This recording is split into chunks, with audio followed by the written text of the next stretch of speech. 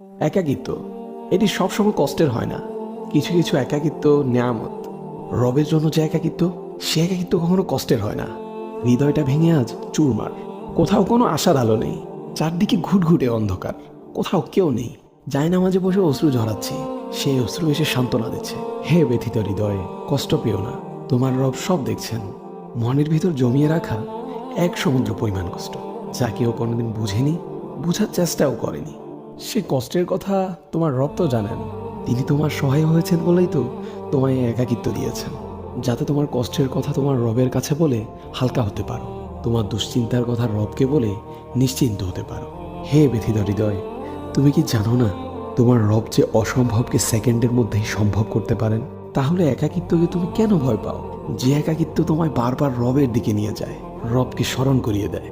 হে ব্যথিত হৃদয়, কষ্ট পেও না। শীঘ্রই তোমার রব তোমাকে এত দিবেন যে তুমি সন্তুষ্ট হয়ে যাবে।